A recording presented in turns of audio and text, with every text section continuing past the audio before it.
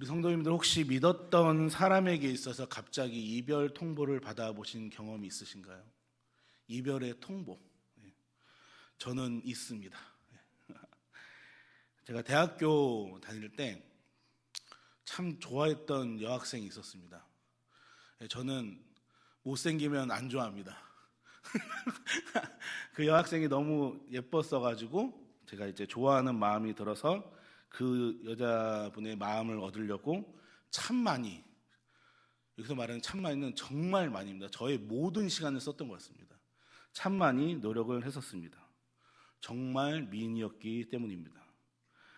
그렇게 노력한 결과 제가 한 6개월을 노력했는데 결국 만나게 되었습니다. 한 3개월 정도 이렇게 잘 만나고 있는데 어느 날 그 친구가 갑자기 저에게 뜬금없이 헤어지자고 말하는 것이었습니다. 이별을 통보하는 것이었습니다. 그래서 왜 그러냐? 내가 너에게 못해준 게 뭐냐? 선물 사줬지 않냐? 맛있는 거 먹였지 않냐? 왜 그러냐? 했는데 그 친구가 이렇게 얘기합니다. 자기는 자기를 좋아해주는 사람보다 자기가 좋아하는 남자를 만나야 된다 이렇게 하더라고요. 그럼 난 안 좋냐? 아니래요. 자기가 더 좋아하는 그런 남자. 그러니까 저는 이제 그 여자를 좋아했던 거고 그 여자는 저의 좋아함을 받았던 거죠. 근데 자기도 다른 어떤 누군가를 더 좋아하는데 그 좋아하는 남성을 만나야 된다라고 얘기하면서 연락이 끊겼습니다. 만나자고 해도 만나주지도 않고 집 앞을 찾아가도 만나주지도 않고 완전히 이별 통보를 받았던 것이었습니다.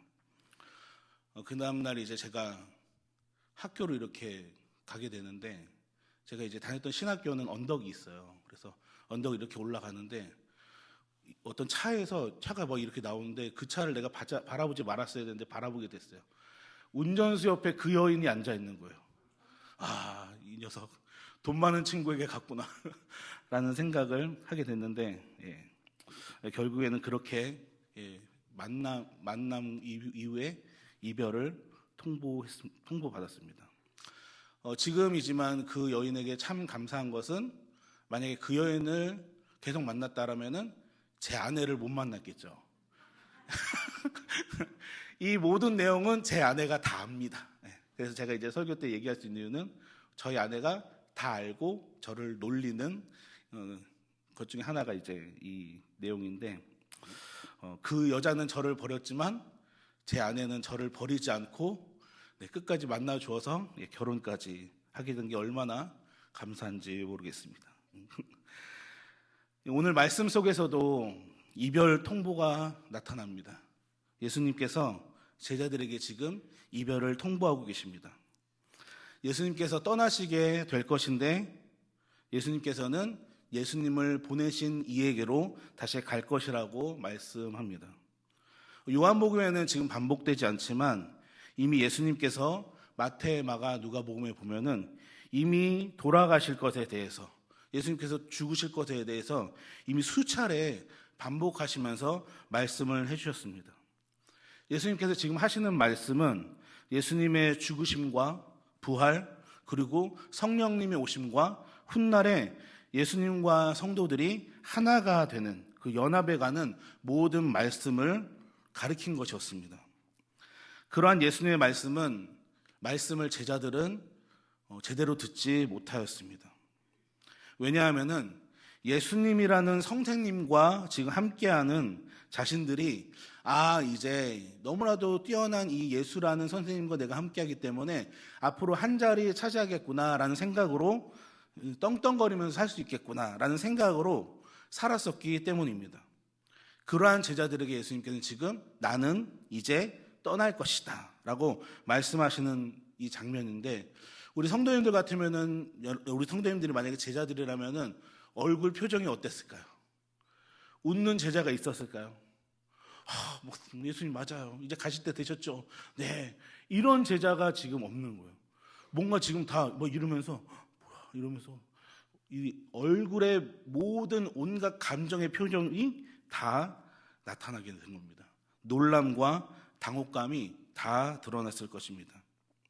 무엇보다도 이제 예수님이 안 계시면 자신들의 삶은 어떡하나라고 생각하면서 아마 두려운 마음도 들었을 것입니다. 예수님께서 지금 제자들에게 이렇게 말씀하시는 이유가 있습니다. 제자들에게 이렇게 미리 말씀하시는 이유, 그 이유는 제자들이 실족하지 않게 하기 위해서라고 말씀하고 있는 것입니다.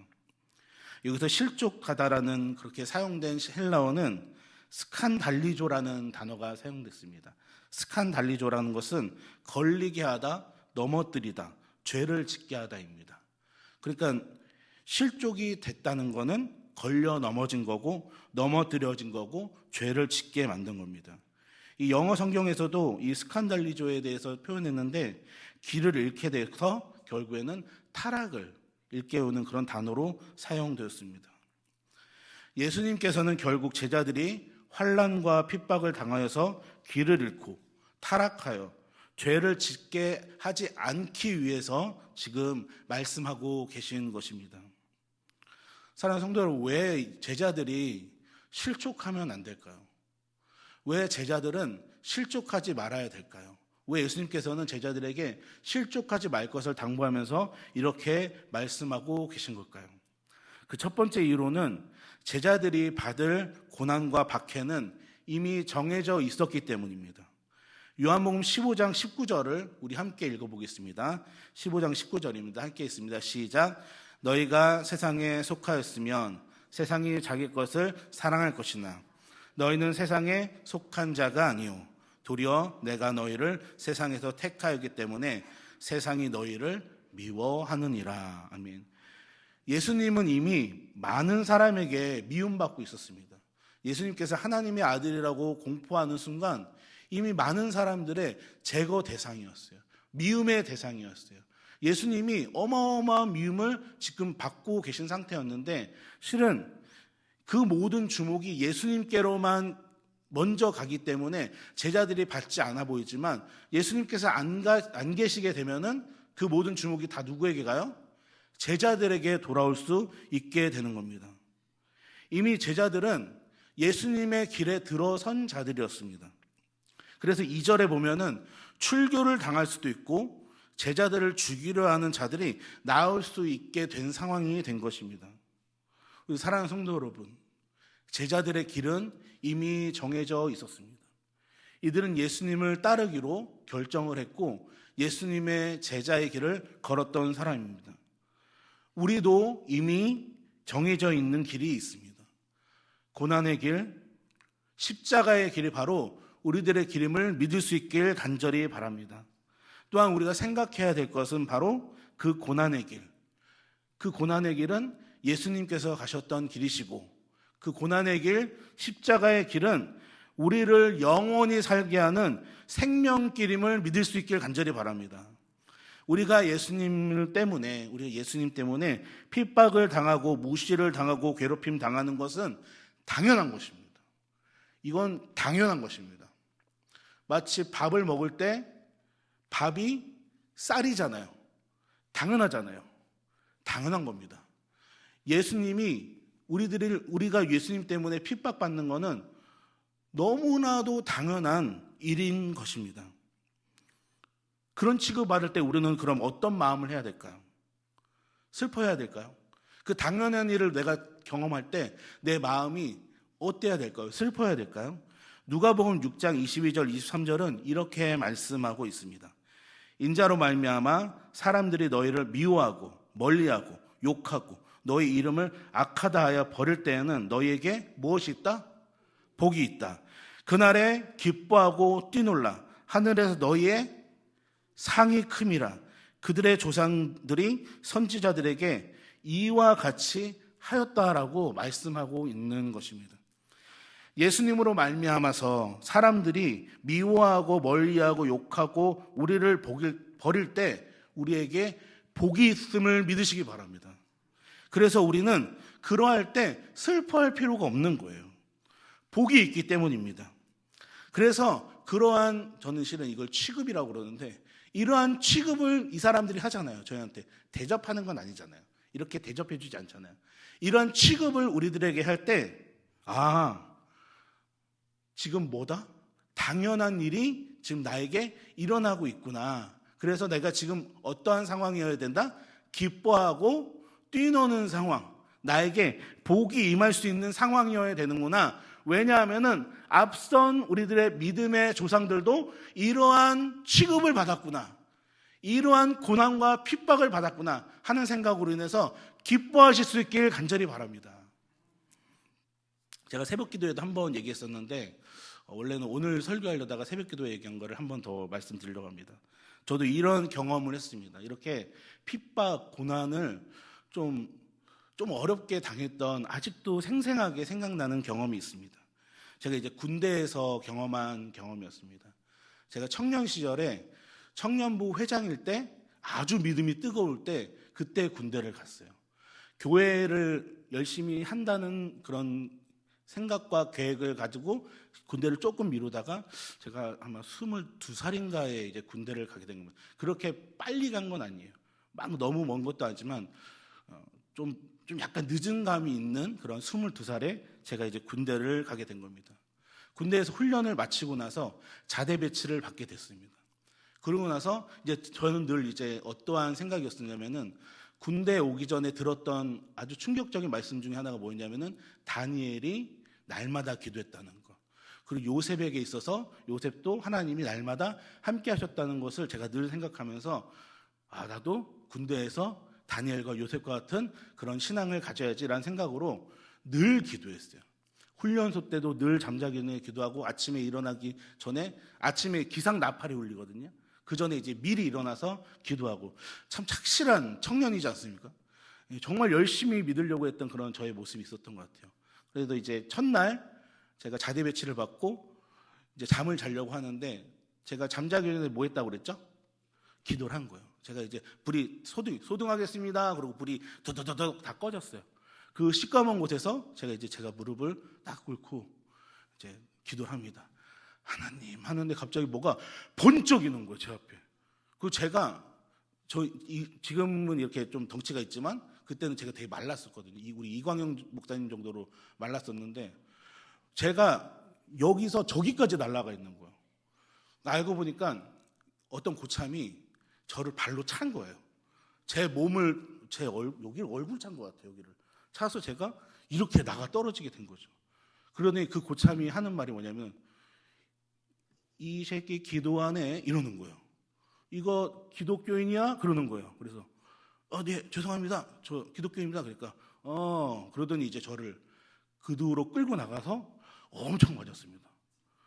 이제 그날 폭행이 끝나면은 감사한데 계속 되는 거예요. 이 친구는 뭐가 자기가 뭐 마음에 안 들면은 기독교인 그러면서 저를 계속 부르는 거예요. 계속 저를 불러서 이제 뒤에 가서 근데 충격적인 건 저보다 한 살 아래였어요.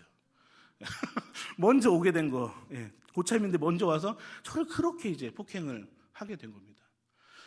한 6개월 이상 맞은 것 같아요. 그렇게 6개월 이상 그렇게 매일 정말 안 맞았으면 좋겠다. 오늘은 안 맞았으면 좋겠다. 지금은 안 그렇습니다. 지금 군대는 거의 폭행이 없는, 그리고 구타 없는 군대인데, 저 때까지만 해도 정말 심했던 것 같아요. 그래서 그렇게 맞는데 어느 날 이제 다른 고참이 저랑 이제 보초를 쓰게 되는데, 그 고참이 이제 저한테 말해주는 거예요. 그 고참은 저보다 좀 몇 개월 앞선 이제 일병 이게 고참이었는데, 저한테 그러면, 야, 걔가 너 왜 이렇게 때리는 줄 아냐? 그러는 거예요. 그래갖고 전 잘 모릅니다.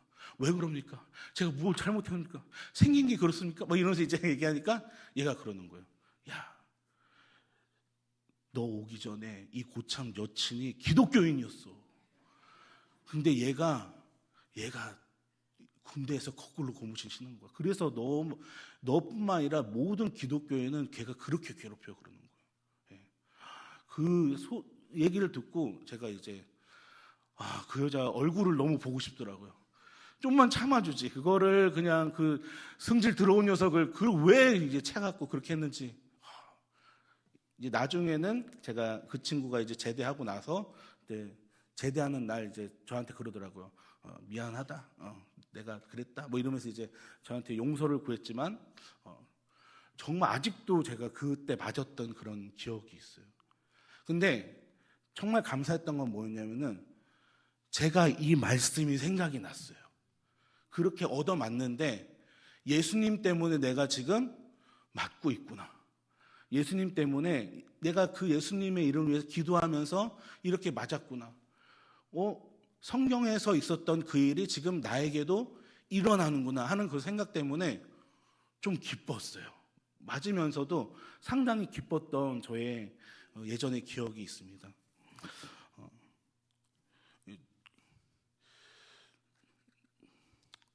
진짜 많이 맞았던 것 같아요. 근데 이제 저는 그 친구가 한 1000대 때렸다면 저는 한 200대밖에 못 때리고 나온 것 같은데. 저도 이제 좀 이렇게 말로 이렇게 얘기하다가 일단 문화가 그랬던 것 같습니다. 우리 사랑하는 성도 여러분, 예수님이 인하여 받는 고난은 복이고 기쁨임을 믿을 수 있길 간절히 바랍니다. 제가 그렇게 구타를 당하면서 그렇게 제가 그래서 결국에는 기도를 어떻게 했을까요? 안 했을까요?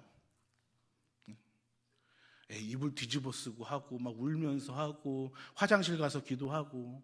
그래서 결국에는 군대 생활이 나중에는 정말 잘 풀렸어요. 나중에는 그 군대에서 이 대장님의 호출도 받고 그러면서 상당히, 저는 군대에 관련된 저희 주변에 아무도 없는데, 백이 아무도 없는데도 그렇게 하나님께서 정말 요셉처럼 역사하시는 그런 경험을, 복을 받게 됩니다. 우리 사랑하는 성도 여러분, 우리가 고난받는 거 복이고 기쁨임을 믿을 수 있길 간절히 바랍니다. 그리고 우리가 두 번째로 실족하지 말아야 될 이유가 있습니다. 우리 7절을 함께 읽어보겠습니다. 7절입니다. 시작. 그러나 내가 너에게 유익이라. 내가 떠나가지 아니하면 보혜사가 너에게로 오시지 아니할 것이요. 가면 내가 그를 너에게로 보내리니. 아멘. 예수님께서 자신이 떠나가는 것이 제자들에게 지금 유익이라고 말씀하고 있습니다. 왜냐하면은 예수님께서 떠나가셔야지 보혜사가 제자들에게 오실 수 있다고 말씀하시는 거예요. 저는 어릴 적에 이 보혜사라는 단어가 왜 이렇게 절처럼 느껴지는지 모르겠어요. 보혜사, 이게 무슨 절 이름 같잖아요. 근데 이게 지킬 보혜, 보호할 보혜, 은혜의 스승사거든요. 그래서 지키고 보호하는 이제 어떠한 분이다라는 그런 뜻인데, 절처럼 이렇게 막 이렇게 생각했던 기억이 납니다. 여기서 말하는 보혜사가 누구일까요? 성령이십니다.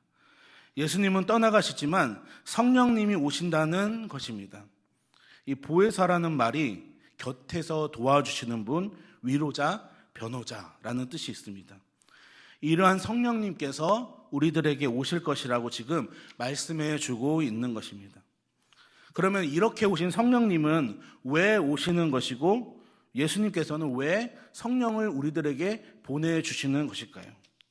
첫 번째로 성령님께서는 죄에 대해서 이 죄를 깨닫게 하는 분이시기 때문입니다. 16장 8절에서 이럽니다. 그가 와서 죄에 대하여, 의에 대하여, 심판에 대하여 세상을 책망하시리라 라고 말씀하고 있습니다. 성령님은 우리들의 마음을 깨우십니다. 우리가 잘못된 길로 갈 때 양심을 통해서 깨닫게 하시는 분이 바로 우리 성령님의 역할이신 것입니다.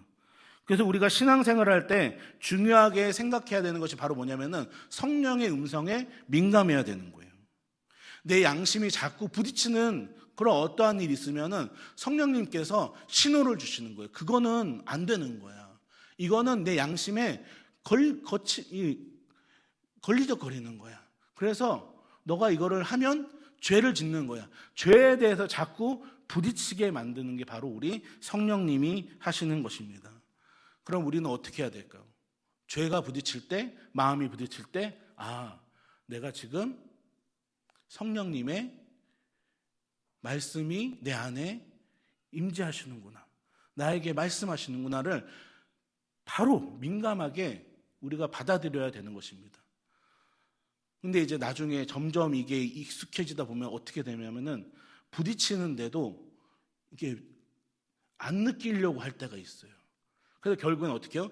죄가 안 느껴지면 그건 성령님 계신 겁니까? 안 계신 겁니까? 계시지만 근심하고 계셔요. 우리 안에 한 번 오신 성령은 나가시지 않습니다. 그 성령님께서 우리를 도와주셔야 되는데 반대로 근심하고 계시는 거예요. 왜 안 하니? 그걸 왜 해서 너가 죄를 짓니? 하면서 걱정하고 계시는 겁니다.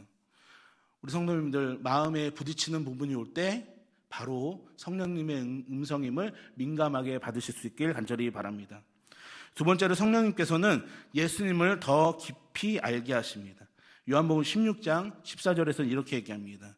그가 내 영광을 나타내리니 내 것을 가지고 너에게 알리시겠음이라 라고 말씀하십니다.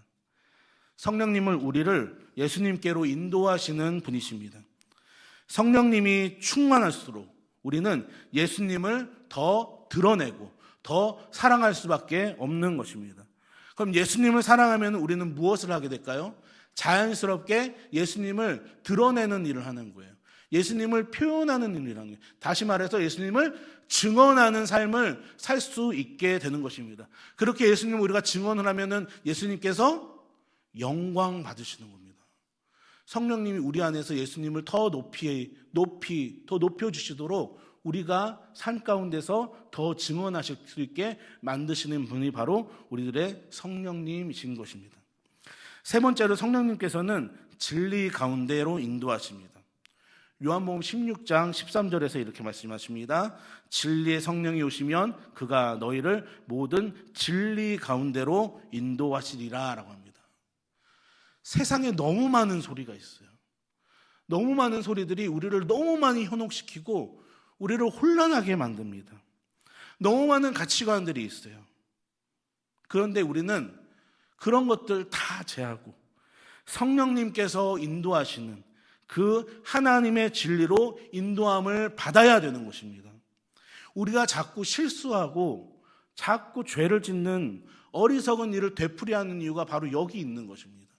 성령님께서 우리를 진리 가운데로 계속 인도하시는데도 우리가 버티고 있거나 우리가 다른 데로 가려고 하는 것이 바로 성령님의 인도함을 제대로 받지 못하는 행동이 되는 것입니다. 그래서 성령님의 인도를 받은 사람은 절대로 길을 잃어버릴 수가 없습니다. 그 길은 망하는 길이 아니라 그 길은 사는 길임을 기억하실 수 있기를 간절히 바랍니다. 우리 사랑하는 성도 여러분, 이 땅을 사랑하는 우리가 조금 내가 바라는 상황이 안 됐다고, 무엇이 큰 어려움이 생겼다고, 누군가에게 내가 환난과 고난을 받는다고 실족할 필요가 그럼 있을까요, 없을까요? 없다는 것입니다. 예수님께서는 이 땅에 계실 때 육체의 몸이셨습니다. 그래서 그 육체의 몸이신 예수님께서는 가는 곳이 제한적이셨어요. 만나는 사람도 제한적으로 만날 수밖에 없으셨습니다. 한정되었던 우리 예수님의 사역의 모습이었습니다. 그렇지만 예수님과 하나이신 성령님께서 이 땅에 오셔서 우리와 함께 하신다는 것은 순간적인 계심이 아니라 영원히 함께 계신다는 사실을 꼭 기억하실 수 있길 간절히 바랍니다. 우리가 밥을 먹어도, 우리가 예배를 드려도, 우리가 길을 걸어가도 예수님께서 보내주신 우리의 도우미인, 우리들의 옆에서 언제나 우리를 도와주신다는 우리 성령님의 계심을 잊지 않기를 간절히 바랍니다. 이 도우미에게 도움을 요청하셔야 돼요. 너무나도 잘 도와주시는 우리 성령님께 우리는 우리들의 도우미, 우리를 도와주시는 분, 우리 성령님께 도움을 요청해야 됩니다. 왜 옆에 나보다 더 잘하시는 도우미가 있는데 내가 다 할 필요가 없죠. 도움을 요청하면 되는데. 이 시간 우리 주님께서는 우리들에게 말씀하고 계십니다. 나 때문에 힘들지 않니? 나 때문에 고난받지 않니? 실족하지 마라. 앞으로 일어나는 그런 일들 때문에 너는 절대 실족하지 말라고 우리들에게 말씀해 주십니다. 예수님께서는 말씀을 해주셨고 약속을 주셨고 성령님을 보내주셨습니다.